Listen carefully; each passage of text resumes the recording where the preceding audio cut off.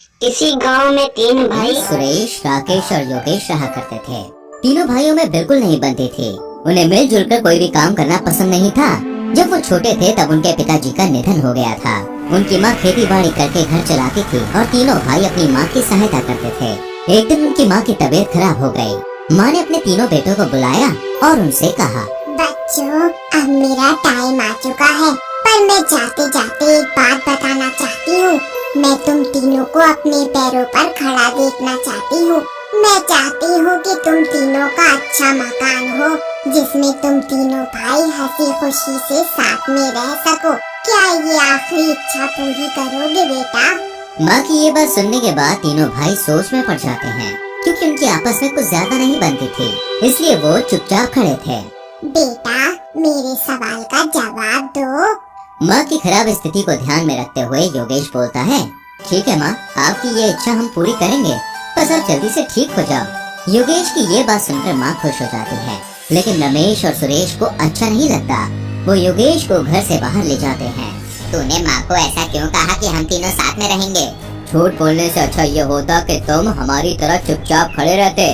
अरे तुम ये सब क्या कह रहे हो? माँ को पहले ठीक हो जाने दो, हम इसके बारे में फिर कभी बात करेंगे। देखो, मुझे कोई भी शौक नहीं है तुम लोगों के संग रहने का। हाँ, कुछ भी बोलो, मैं तो अपने सपने में भी तुम दोनों के साथ ना रहूं।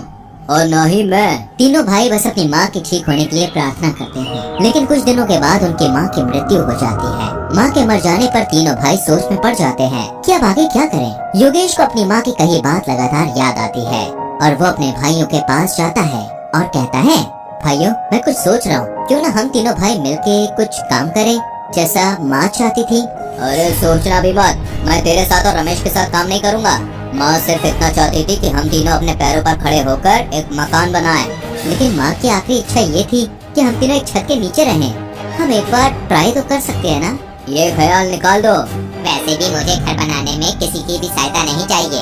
अगले दिन तीनों भाई अपनी जमा पूंजी इकट्ठा करके अपनी राह पर चले जाते हैं। अगली सुबह, मैं अपना घर बांस और भूसे का बनाऊंगा और बचे हुए पैसे से मैं जरूरत का सारा सामान खरीद लूंगा। रमेश उसका घर बांस और भूसे का बनाने का फैसला लेता है। दूसरी तरफ सुरेश भी घर बनाने का विचार करता है। मैं अपना घर लकड़ियों का बनाऊंगा, जिससे मेरा काम आसान हो जाएगा और बचे हुए पैसों से मैं घर का पंखा लगाऊंगा।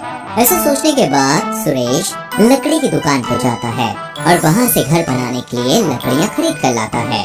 तीसरा भाई योगेश एक मजबूत घर बनाने की सोचता है।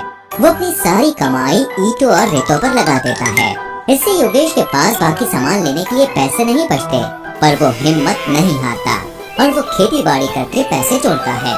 कुछ समय के बाद योगेश अपना घर बनाने का सारा सामान इकट्ठा कर लेता है और अपना घर बनाना शुरू कर देता है। तभी सुरेश और रमेश का घर बन जाता है। कुछ समय के बाद योगेश का घर भी तैयार हो जाता है और वो बहुत खुश होता है। तीनों भाई अपने अपने घरों में शांति से रह रहे होते हैं। एक दिन बहुत तेज तूफान आता है और उनका लकड़ियों का घर तबाह हो जाता है। वो लोग अपनी जान बचाकर योगेश के घर पे पहुंचते हैं और देखते हैं कि योगेश का घर तो वैसे का वैसे ही है। अरे ऐसे ही बारिश में खड़े रहना है या अंदर भी आओगे? सुरेश और रमेश उसके घर में जाते हैं। उन्हें उनके किए का पश्चाताप होता है।